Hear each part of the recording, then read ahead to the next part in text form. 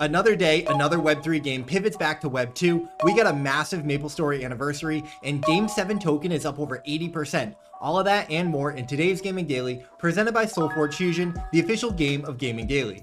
First up, Jungle has officially pulled the plug on Web3. In a statement to their community, the team said that they've made the difficult decision to move all future development off-chain and will now focus on building Jungle as a mobile free-to-play game as the most likely path to keep the project alive. This continues to be the unfortunate state of Web3 gaming at the moment, and Grail posted his expectation that most of the minimally funded Web3 games from the last 3 years are gonna fail this year. Hantao also posted about this, pointing out that Jungle didn't tweet for 2.5 months, and that was a bit of a telltale sign. He too expects to see more teams pivot, as many people built games for users that just never came. Memento asked a really good question, not related to Jungle, but it does ring true. Who's gonna break the stigma that crypto gaming tokens aren't worth holding? This was from a conversation between Brian DeSanto and Impal originally, and Memento points out the broken incentive structures and that nobody wants to hold anything. We need someone to break the mold and bring back the sentiment in Web3 gaming. Maybe it'll be MapleStory Universe, who is celebrating their 20th anniversary and teasing a big announcement. They told fans to turn on notifications, so something is definitely coming. In the meantime, their name redemption is now live for players who reserve their name NFTs during their Make Your Name event. If you're part of that, go redeem your name NFT. Game 7 just started their token buybacks and also burned 39 million in unclaimed airdrop tokens. They also launched their flex staking to align incentives with long-term contributors. The market seems to like it so far, with G7 being up 20% today and over 100% over the past month, and has doubled from a $5 million to a $10 million market cap. They're on the path to recovery, so hopefully we'll see it continue. Goblintown's really hard driving game goes live on Steam tomorrow at 9 a.m. This is early access though, so not everyone will get a chance to play. Hopefully they give access to people who wishlisted the game on Steam, aka me. They're also dropping a few free download codes on Twitter, so check that out if you're looking to get into the game. The Sandbox just launched their Atari experience that's a part of Alpha Season 5. There's only a couple weeks left in the season, and this one looks pretty fun. This headline is not sponsored, but I did work with them on some partnered streams for Alpha Season 5, and I had a great time. So if you're looking for a nostalgic moment, jump in, because after all, it is Atari.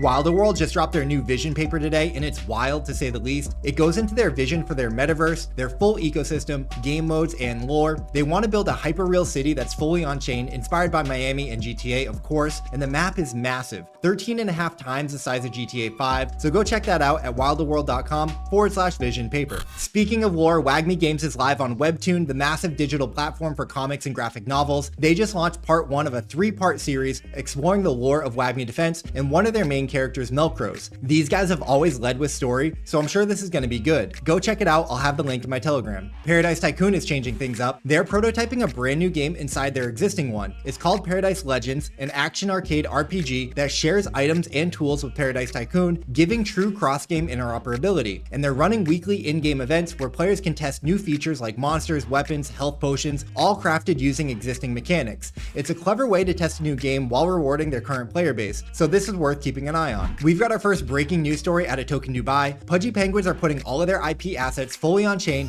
using Walrus Protocol on Suite. This is a really big move for decentralization, especially after Artifact's whole art debacle. Instead of using centralized storage, Pudgy is going full Web3. Claynosaurs actually did something similar about a month ago, but this is a big W for Sui and on-chain permanence, and I'd expect nothing less from the Pudgy Penguins. Adin Ross called out crypto influencers in a viral clip yesterday, saying that, quote, "The crypto kids are nowhere to be found." He also says that millions were lost and everyone bailed, except for Thread Guy, who he still likes apparently. Whatever your thoughts are on Adin, this kind of public blowback doesn't help the space. We were hoping the crossover with Thread Guy, Frank DeGods, Banks, and others could bring more positive awareness and adoption, but clips like this really show how unserious we are as a space and how we need to do a better job. It's really sad to see. With that said, today's video is being brought to you by Solforge Fusion, the official game of Gaming Daily, and they just partnered with Gamefound for an exclusive community-powered print run of their latest set 4 decks, the Shadows Over Solis boosters. This is a perfect starting point for new players with an exclusive chance to design or become your very own card in the game. There's a bunch of cool rewards and opportunities in this crowdfund campaign, so if you're an avid gamer or Solforge fan, you're gonna want to check this one out. I'll have the link in the thread below this video.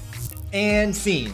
Thank you guys for watching today's video. I'll keep it short and sweet. You're a legend if you made it this far, and I appreciate you. We'll be back tomorrow with a brand new Gaming Daily, so until then, stay humble and keep chasing your dreams. Peace!